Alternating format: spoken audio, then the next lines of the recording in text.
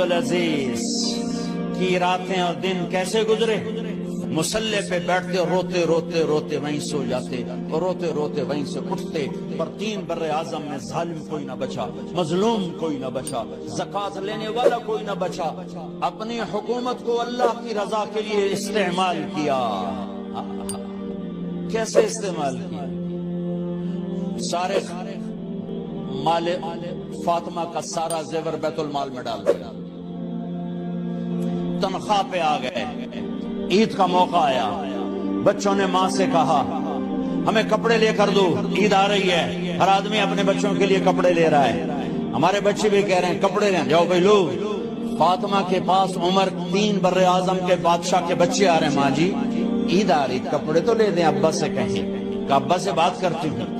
ابا تشریف لائے، خزانے لبالب بھرے ہوئے گندم کے ڈھیر کی طرح کہ امیر المومنین بچے کپڑے مانگ رہے ہیں۔ فاطمہ میرے پاس تو پیسے نہیں، میں کہاں سے کپڑے لے کر دوں، میرے پاس تو پیسے۔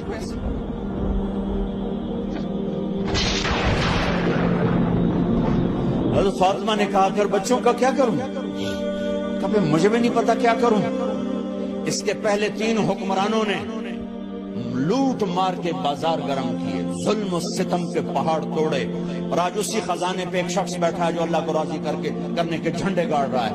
تو فاطمہ نے کہا آپ ایسا کریں، اگلے مہینے کی تنخواہ ایڈوانس لے لیں، اس سے میں اپنے بچوں کو کپڑے لے دیتی ہوں، اور گھر کا خرچہ میں مزدوری کر کے گھر کی روٹی چلا دوں گی۔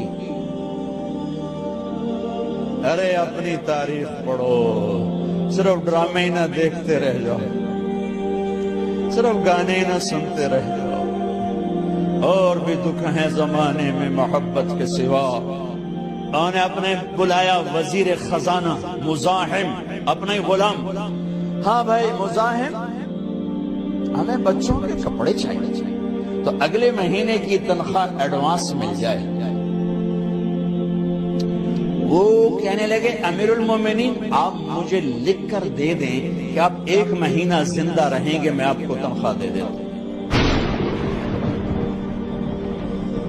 عمر بن عبدالعزیز سر جھکایا، اٹھے، گھر گئے، فاطمہ میرے بچوں سے کہہ دو کہ تمہارا باپ کپڑے لے کے نہیں دے سکتے، اپنی تاریخ تو لکھو۔ عید کا دن آ گیا، خلیفہ وقت عید کی نماز پڑھاتے تھے، نمازیں بھی خلیفہ وقت پڑھاتے تھے۔ بنو امیہ کا خاندان ملنے کے لیے آ رہا ہے، سارے سرداروں کے بیٹے اعلیٰ پوشاک، اعلیٰ لباس ملنے آ رہے ہیں۔ تھوڑے دیر بعد دیکھا تو بچے بھی ملنے آ رہے ہیں، امیر المومنین کی حیثیت سے بچے باپ کو ملنے آ رہے ہیں، اور ان کے جسموں پر پرانا لباس ہے۔ حضرت عمر انہیں دیکھ کر ادھر اپنے سرداروں کے بچے دیکھے تو زرق برق پوشاکیں، اپنے بچوں کو دیکھا۔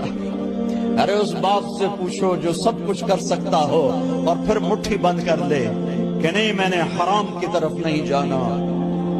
بچوں کو دیکھا تو آنکھیں ڈب ڈبا گئیں، آنکھوں میں آنسو آ گئے۔ فرمایا میرے بچوں آج تمہیں اپنے باپ سے گلہ تو ہوگا کہ آج ہمارے باپ نے کپڑے ہی نہ لے کے دیے۔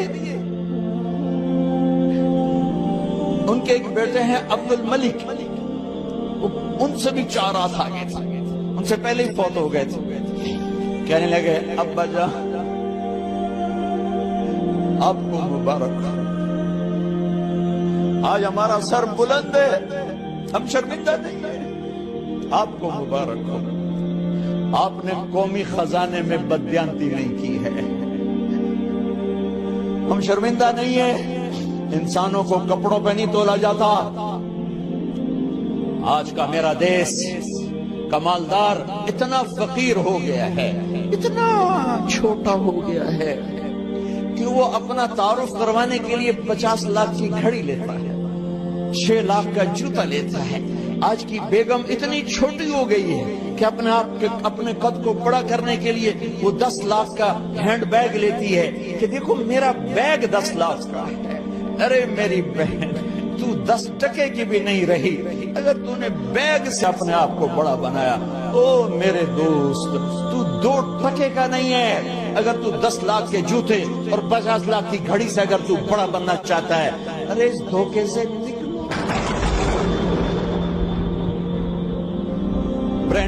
برینڈڈ کہاں جا رہے ہو؟ جب تم اپنی ذات میں بے قیمت ہو تو رب ذوالجلال کی قسم تمہاری گھڑیاں، تمہارے بیگ، تمہاری گاڑیاں، تمہارے بنگلے تمہاری عزت کو بڑھا نہیں سکتے. ابا جان، آج ہم خوشی سے بلند ہیں کہ ہمارے باپ نے بددیانتی نہیں کی.